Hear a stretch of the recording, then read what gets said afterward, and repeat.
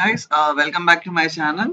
So ఈ రోజు మనం నా యొక్క జేఈ మెయిన్స్ ఎగ్జామ్ గురించి ఇంకా నేను రాసిన కొన్ని బీటెక్ కాలేజెస్ రిలేటెడ్ ఎగ్జామ్స్ గురించి మాట్లాడుకుందాం. సో జేఈ మెయిన్స్ లో నా పర్సెంటైల్ 92 అన్నమాట. సో 92 పర్సెంటైల్ అంటే అది లైక్ కొంతమంది అది మంచిదని కన్సిడర్ చేస్తారు, కొంతమంది మంచిది కాదని కన్సిడర్ చేస్తారు. సో బట్ నేను రెడీ అవడం వల్ల నాకు అది రాలేదన్నమాట seat. So yeah, according to me 92 is good. So I'm satisfied. Next advance రాసాను కానీ అడ్వాన్స్ అంతగా రాలేదు. లైక్ కొన్ని మార్క్స్ తక్కువ వచ్చి డిస్క్వాలిఫై అయిపోయాను మ్యాథ్స్లో. సో ఫిజిక్స్లో బాగానే వచ్చాయి మార్క్స్. సో ఇది నా యొక్క జేఈ మెయిన్స్ గురించి. కెమిస్ట్రీ మ్యాథ్స్ 20% స్టైల్ కంటే తక్కువ వచ్చాయి అనమాట. సో దాని గురించి ఇంకా మాట్లాడలేను. సో ఇంకా రిమైనింగ్ కొన్ని ఎగ్జామ్స్ రాశాను. గీతం కాలేజ్, ఇంకా APM set, K set, TSM set. TSM సెట్లో 50,000 ఎంతో వచ్చేసింది అనమాట. బట్ ఏపీలో 12,000లో వచ్చింది ర్యాంక్.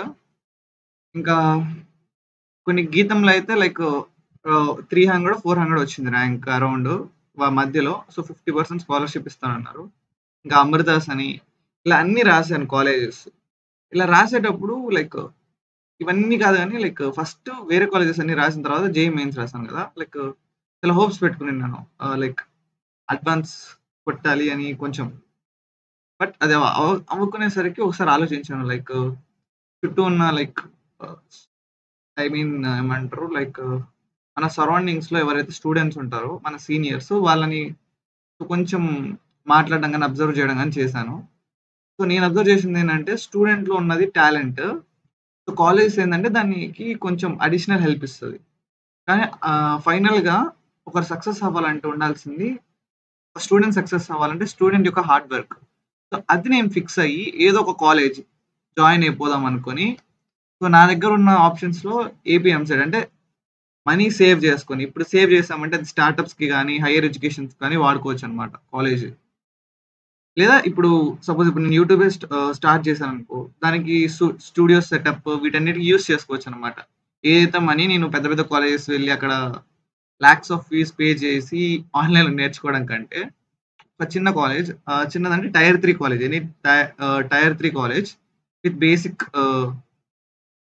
ఏమంటారు బేసిక్ మనీ పే చేయడం ఏదంటారు మర్చిపోయాను, కాలేజ్ ఫీ.